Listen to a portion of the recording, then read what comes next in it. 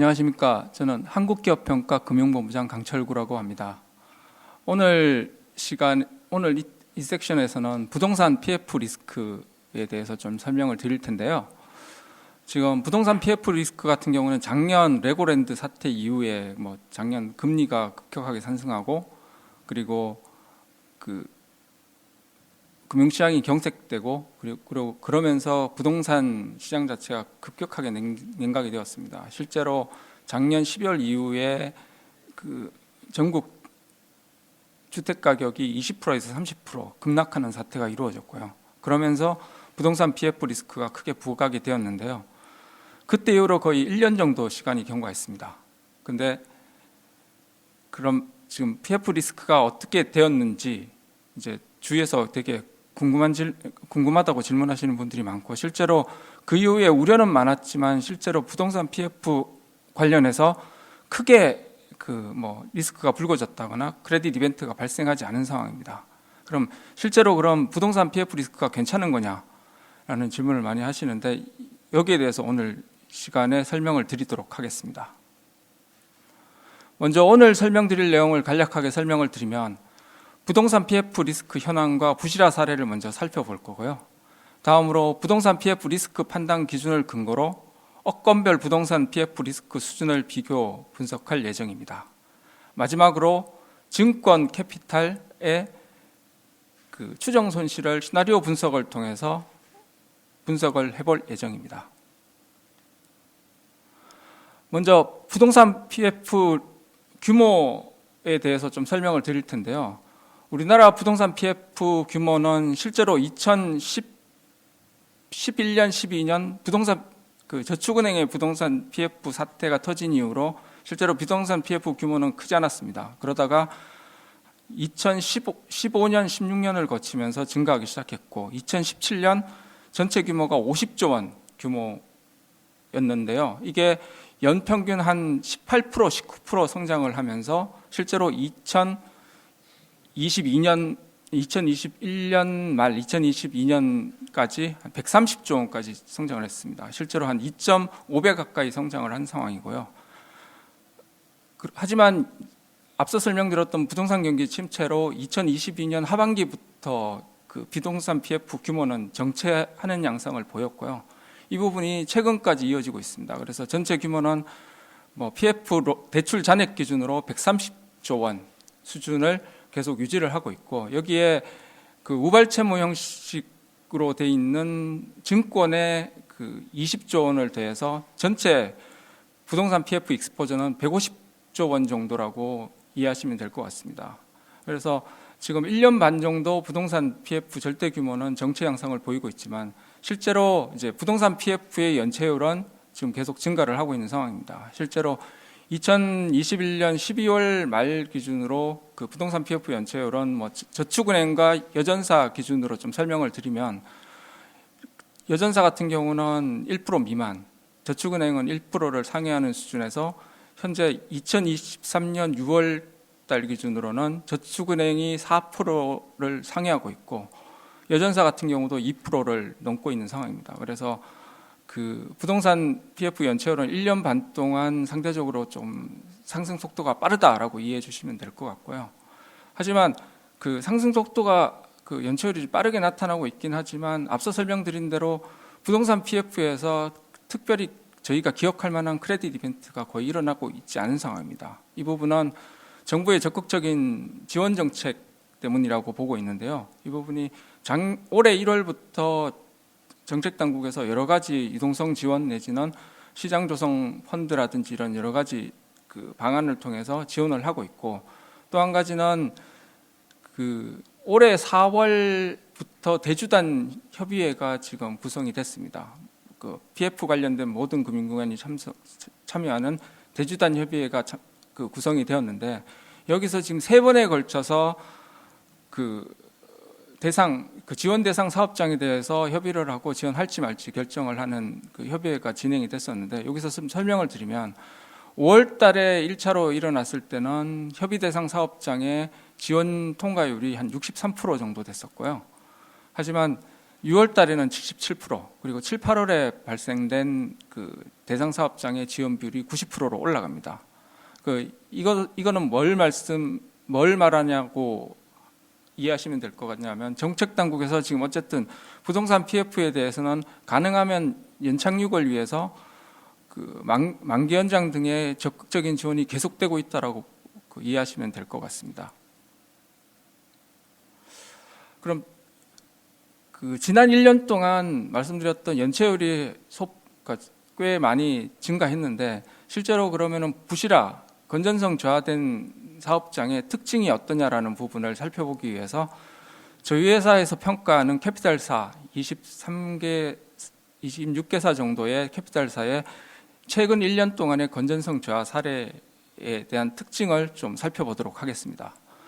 먼저 그 대출 채권 특징을 살펴보면 다들 아시겠지만 부동산 PF는 본 PF와 브릿지론으로 나눠집니다. 브릿지론은 착공이나 분양하기 전 용지를 매입하는 단계의 론을 말하는데, 실제로 그 브릿지론의 부실화가 작년에 일어난 부분이 훨씬 크게 나타나고 있습니다. 지금 28% 정도로 본 PF 8%보다 두 배 이상 높은 수준을 보이고 있고요. 그래서 브릿지론이 향후에도 어쨌든 부실화가 일어날 수 있는 주요 건전성 저하 파트라고 이해를 해주시면 될 것 같고, 지역별로 봤을 때는 역시 대구가 저하 비율이 굉장히 높게 나타나고 있습니다. 32%로 높게 나타나고 있고, 다만 지금 보시다시피 대구 이외의 지역에서도 지금 건전성 저하 여신 비율이 10% 이상 나타나고 있는데, 이 부분은 최근 1년 동안 부동산 경기 침체가 지속되면서 부실화 지역이 그러니까 전역으로 지금 확대되고 있는 모습을 보이고 있다라고 보시면 될 것 같고요. 마지막으로 용도별로 봤을 때는 기타 주거 지역의 건전성 저하 비율이 굉장히 높게 나타나고 있습니다. 이 부분은 기타 주거 부분에는 오피스텔이라든지 연립주택 이런 쪽이 포함되어 있는데요. 이 부분에 부실화 비율이 높게 나타나고 있는 부분이 특징입니다. 다음으로 분양률로 봤을 때는 역시 분양률이 높을수록 건전성 저하 비율은 낮게 나타나고 있다고 이해하시면 될 것 같고요. 다만 분양률이 80% 이상인 경우는 이제 완공이 다가오기 때문에 극단적으로 좋은 모습을 보이고 있고요. 다음으로 이제 공정률에서도 비슷한 모습을 보이고 있습니다. 공정률이 올라갈수록 건전성 저하 비율은 낮아지고 있는 모습을 보이고 있고요. 다만 80% 이상 공정률 중에서 공정률을 보이고 있는 론이 건전성 저하 비중이 좀 높게 나타나고 있는데, 이 부분은 실제로 공정률이 80% 넘는 사업장에 분양률이 높은 사업장들은 대부분 회수가 돼서 PF 잔액이 상환된다고 보시면 될 것 같고요. 문제 사업장만 남아있기 때문에 건전성 저하 비율이 높게 나타난다고 보시면 될 것 같습니다. 마지막으로 저희가 보는 부분이 이제 시공사 시공 능력 순위에 따라서 건전성 저하 비율이 어떻게 나타나느냐라는 부분인데요. 이 부분은 저희가 봤을 때 시공 능력 평가 순위 30위권 이내와 30위권 이후 시공사에 따라서 건전성 저하 비율이 뚜렷하게 지금 차이 나는 모습을 보이고 있습니다. 그럼 본 PF와 브릿지론의 리스크 판단 기준에 대해서 설명드리도록 하겠습니다. 리스크 수준을 6단계로 분류를 했고요. 그리고 리스크 판단 기준은 신용 보강 여부, 그리고 준공위험, 분양위험, 가격위험으로 분류를 하였습니다. 준공위험의 경우는 준공률이 80% 이상 또는 시공사의 신용등급이 A등급 이상, 그리고 시공능력 평가 순위가 60위권 이내일 때 준공위험이 낮다라고 분류를 하였고요. 분양위험의 경우는 분양률이 80% 이상 될 때 위험이 낮다라고 분류를 하였습니다. 그리고 마지막으로 가격위험은 가격의 하락폭, 그리고 매매가 분양가의 갭 차이를 지역 위험으로 분류를 하였고, 여기에 용도 및 브릿지론 여부를 종합적으로 판단하였습니다. 그럼 이제 준공위험, 분양위험, 가격위험별로 그 리스크 프로파일이 어떤 모습을 보이는지 좀 살펴보도록 하겠습니다. 먼저 준공위험을 볼 텐데요. 준공위험은 지금 공정률로 봤을 때는 지금 증권, 캐피탈, 저축은 3개 업종 중 저축은행의 준공 위험이 상대적으로 낮게 나타나고 있습니다. 80% 이상 준공되는 비율이 40% 이상을 보이고 있어서 상대적으로 좋은 모습을 보이고 있는데요. 다만 두 번째 표에 보시듯 그 시공능력 평가 순위에 있어서는 저축은행이 상대적으로 큰 열의를 보이고 있습니다. 실제로 시공능력 평가 순위 60위권 이내 비율이 8% 수준을 보이고 있고요. 타 업권, 증권, 캐피탈의 경우에는 80% 이상 높은 비율을 보이고 있는데 이 부분에서 지금 위험의 차이가 크게 나타나고 있다면 보시면 될 것 같고요. 그리고 증권 캐피탈의 이제 그 업권 내 그룹별 차이 부분도 실제로 상당 수준 크게 나타나고 있다고 보시면 될 것 같습니다. 그래서 그 업권 간 또는 업권 내 그룹 간에서도 준공위험 부분에서 일정 부분 차이를 보이고 있습니다. 다음으로 본 PF의 분양위험에 대해서 설명을 드릴 텐데요. 분양위험은 캐피탈이 양호한 모습을 보이고 있습니다. 캐피탈이 80% 이상 분양률 사업장이 41%로 가장 양호하고요. 저축은행이 9%로 가장 유리한 모습을 보이고 있습니다. 업권 내에서 그 분양률 차이는 미미한 모습을 보이고 있어서 업권 간 차이만 존재한다고 보시면 될 것 같습니다. 다음으로 가격위험인데요. 가격위험을 보기 위해서 앞서 설명드린 대로 지역 구성, 용도 구성을 보게 되는데요. 지역 구성에 있어서는 지금 그 저축은행의 수도권 비중이 상대적으로 높게 나타나고 있습니다. 실제로 한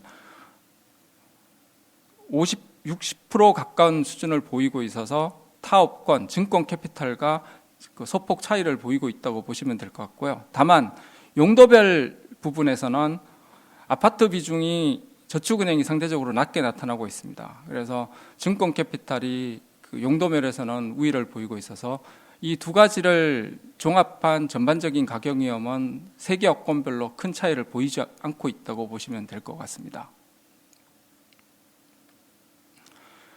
다음으로 설명드릴 부분이 변제 순위인데요. 이 변제 순위는 실제로 이제 부실화가 발생했을 때 이후에 이제 그 회수율에 가장 큰 영향을 미치는 요소입니다. 실제로 이 변제 순위 부분은 어쨌든 증권 캐피탈과 그 저축은행과 뚜렷한 차이를 보이고 있는데요. 저축은행이 지금 보시다시피 굉장히 그 선순위 비중이 굉장히 높게 나타나고 있습니다. 이 부분은 2010년도, 11년도에 그 저축은행의 PF 사태를 거치면서 그 감독 당국에서 어쨌든 여러 가지 그 다양한 규제를 지금 저축은행에 일단 만들어 놓은 상태고요. 그 부분이 이제 의무 에쿼티 비율 20% 이상의 의무 에쿼티 비율을 그 신설을 했고 투자 규모도 어쨌든 그 여러 가지로 제한을 두면서 이런 부분 때문에 저축은행의 그 선순위 비중이 굉장히 높게 나타나고 있다고 보시면 될 것 같습니다. 그 반면에 증권 캐피탈의 그 선순위 비율은 상대적으로 낮게 나타나고 있는데요.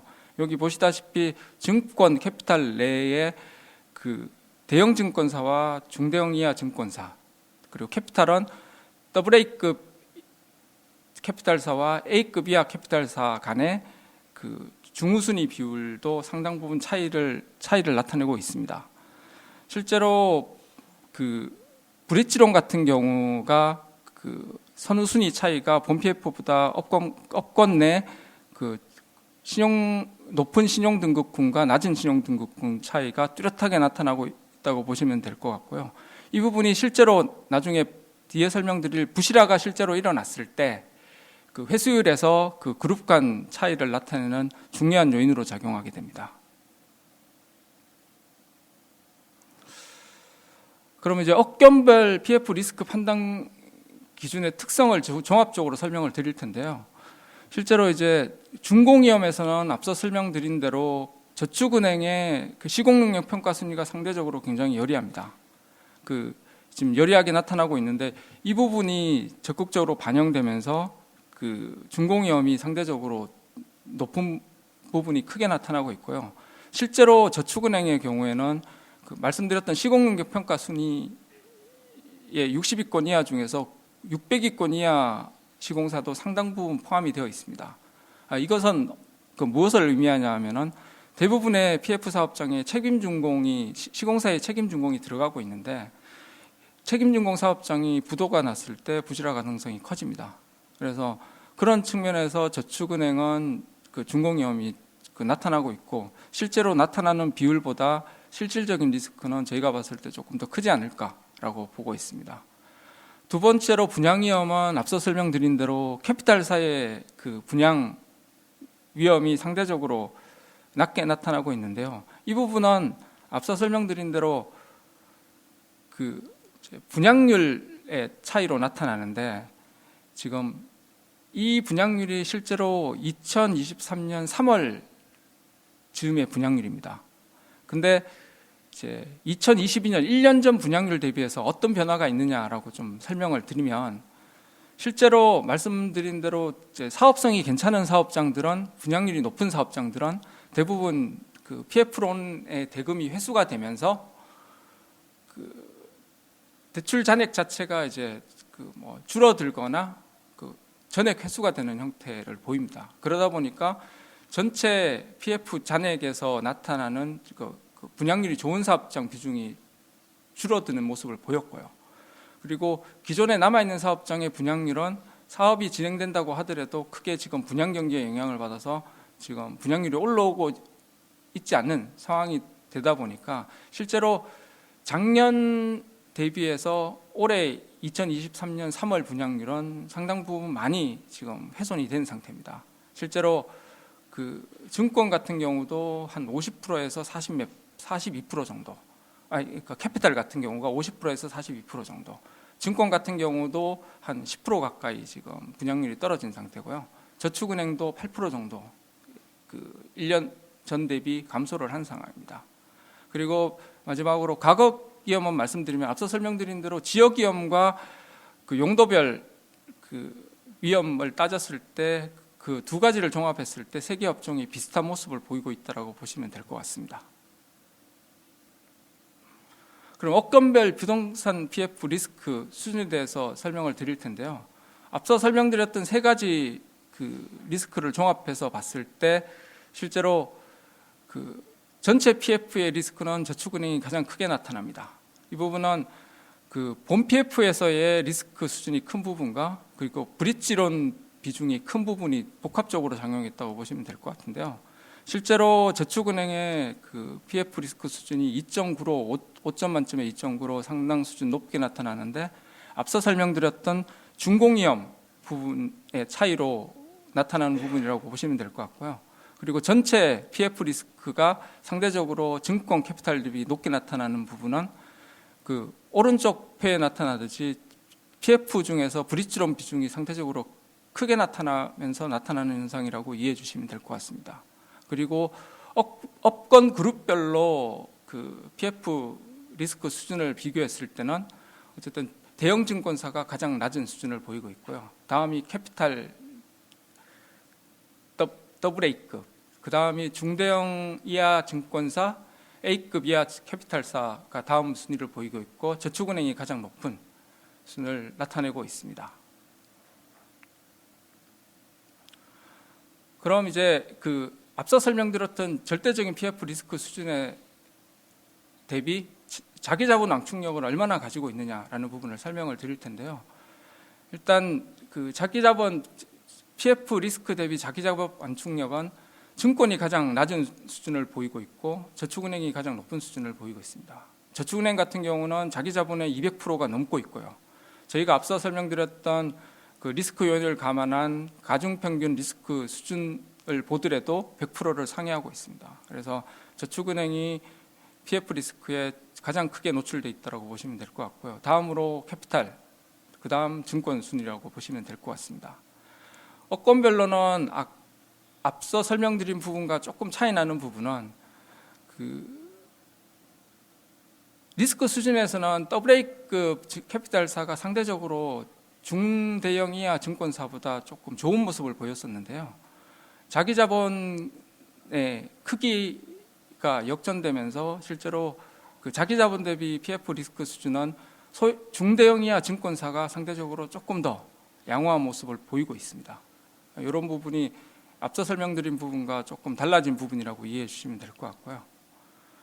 그래서 이제 부동산 앞서 설명드린 대로 증권업이 전반적으로 자기 자본 대비 부동산 PF에 대한 그 완충력이 굉장히 좋게 나타나고 있습니다. 하지만 증권업은 약간의 특징을 가지고 있는데 PF 전체 익스포저가 한 25조 됩니다. 25조 중에 80%인 20조가 우발채무로 구성이 되어 있고요. 이 우발채무가 대부분 그 유동화 증권으로 그 증권화되어 있는 상태입니다. 그런데 이제 그 유동화되기 전 그 증권사 PF의 본 PF와 브릿지론의 그 자체적인 론의 만기는 실제로 그 캐피탈과 저축은행과 비슷한 수준을 보이고 있습니다. 특히 그 브릿지론 같은 경우는 1년 이내에 다 지금 만기가 돌아오도록 되어 있는데 이 부분도 여타 두 개의 업종과 비슷한 수준이라고 보시면 될 것 같습니다. 다만 말씀드렸던 그 80%가 그 유동화 채권으로 지금 유동화가 되어 있는 상황이다 보니 대부분이 3개월 이내 만기가 다 돌아오는 상황입니다. 이러다 보니 작년에 레고랜드 사태 때 금융시장이 경색되면서 어려움을 겪었는데요. 올해도 뭐 외부 충격으로 인해서 금융시장이 경색됐을 때 어쨌든 차환 리스크가 증권 같은 경우는 내재되어 있어서 이 부분에 대해서 좀 모니터링을 해야 될 것으로 보여집니다. 그럼 다음으로 이제 그 시나리오 분석을 좀 해볼 텐데요. 시나리오 분석을 통해서 증권하고 캐피탈의 PF 손실 추정액을 추정해보고 어느 정도 소그룹별로 어떤 영향이 있는지 살펴보도록 하겠습니다. 시나리오 분석의 주요 과정은 실제로 이제 리스크 수준에 따른 부실화 가능성과 이제 부실화 발생 이후에 회수율을 감안해서 손실액을 추정을 했고요.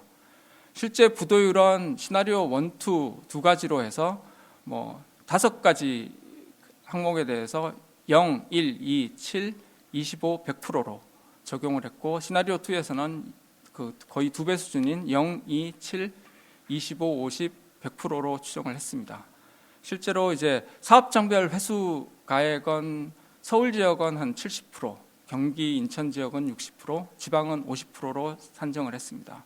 실제로 채권 회수액일 때 이제 회수 가능 금액이 그 채권 동순위 금액에 미달할 경우는 여러 개의 동순위 채권을 안분 계산하는 형태로 그 추정액을 회수액을 계산을 했습니다.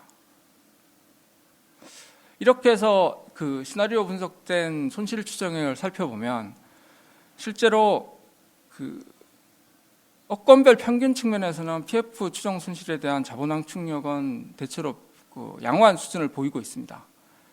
실제로 그 증권 같은 경우도 한 그 업계 평균은 5% 정도, 캐피탈 같은 경우는 한 8, 9% 정도 보이고 있어서 시나리오 2로 좀 보수적인 가정 하에서도 그 정도 수준을 보이고 있습니다. 그래서 전체적인 자본 대응력 수준은 괜찮은데 문제는 앞서서 계속 저희가 이제 그 소그룹별로 보여드렸는데 중대형 증권 같은 경우는 중대형 이하 증권사, 캐피탈사 같은 경우는 A 등급 이하 캐피탈사에서 자본항축력 수준에서 조금 높은 수준을 보이고 있습니다. 실제로 중대형 이하 증권사 같은 경우는 한 8%대, 8, 9%대를 보이고 있고 A급 이하 캐피탈사 같은 경우는 10%를 상회하는 모습을 보이고 있습니다. 그래서 이 부분이 조금 그 하위 등급군으로 갔을 때 자본항축력이 실제로 많이 떨어지는 모습을 보이고 있고 이 갭차가 상위 등급군, 대형 증권사나 AA급 캐피탈사와 차이 나는 부분은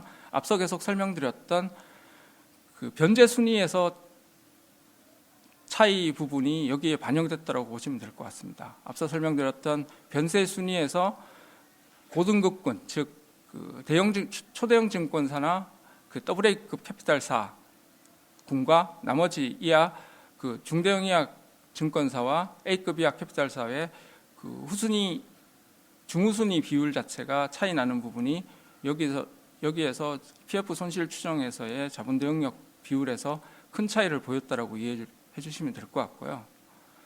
그리고 그러면은 그 업권별 내에서 어떤 모습을 보이냐라고 봤을 때 앞서 말씀드렸던 중대형 이하 증권사 그리고 A급 이하 캐피탈사 안에서도 업체별로도 굉장한 차이를 좀 보이고 있습니다.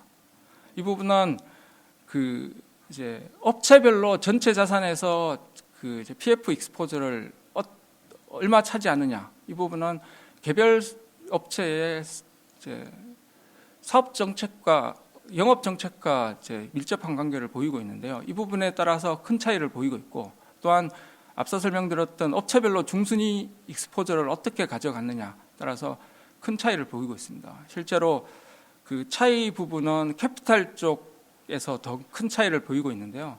실제로 그 캐피탈 쪽에서 A급과 트리플 B급 업체별 차이를 보시면 아시겠지만 실제로 자기 자본 대비 그 이제 추정 손실률이 50% 가까이 되는 업체도 실제로 있습니다. 그래서 30% 이상 되는 업체도 몇몇 보이고 있고 이런 업체에 대해서는 조금 그 저희가 모니터링을 할 예정입니다.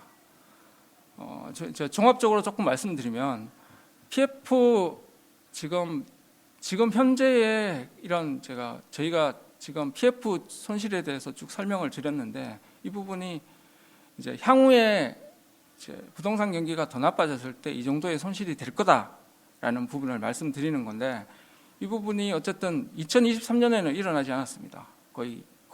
근데 2024년에 일어날 가능성이 높다라고 보는 이유는 실제로 계속 앞서서 제가 설명드렸던 브릿지론 위험에 대해서 상당 부분 설명을 드렸었는데 브릿지론이 지금 세계 업종 공이 지금 최초 취급일, 최초 이제 대출이 나간 이후에 그 경과 기간을 보면 올해 23년 12월 말 기준으로 이제 평균 2년 이상 경과하게 됩니다. 그러니까 브릿지론이 2년 이상 경과됐다는 의미는 사업성이 굉장히 안 좋아졌다는 의미인데요. 이 부분은 통상적으로 그 PF 사업에서 브릿지론이 본 PF로 전환되는 기간이 1년에서 1.5년이고 아주 늦어도 2년입니다. 이게 그런 식으로 지금 전환이 돼야 되는데 지금 사업성이 없고 분양 경기가 안 좋다 보니까 그 부분이 본 PF로 거의 연장이 되지 않고 대부분 그 PF에서 그냥 단순 재연장되는 그 모습을 보이고 있는데 지금 최근에 미국발로 국채 금리가 올라가고 자본시장에서 금리가 지금 시장 금리가 뛰고 있습니다. 그래서 PF 사업장의 대부분의 브릿지론 사업장의 재조달 차환했을 때 조달 금리가 10%를 넘고 있고요. 이 부분이 내년에도 그러면 과연 계속 차환 시기가 왔을 때 지속될 수 있느냐라는 부분에서 저희 회사에서는 조금 부정적으로 보고 있습니다. 그래서 어쨌든 저희가 지금 추정한 그 손실 발생 가능성은 내년에 굉장히 높을 거라고 예상을 하고 있고 이제 여기에 대응하기 위해서 지금 말씀드렸던 그 PF 손실 추정액 대비 자기 자본 완충력이 떨어지는 업체 같은 경우는 뭐 선제적인 충당금 적립이라든지 이와 더불어서 자본 확충 부분에 자구 노력이 필요할 것으로 보여집니다. 예, 이것으로 제 발표는 마치도록 하겠습니다. 감사합니다.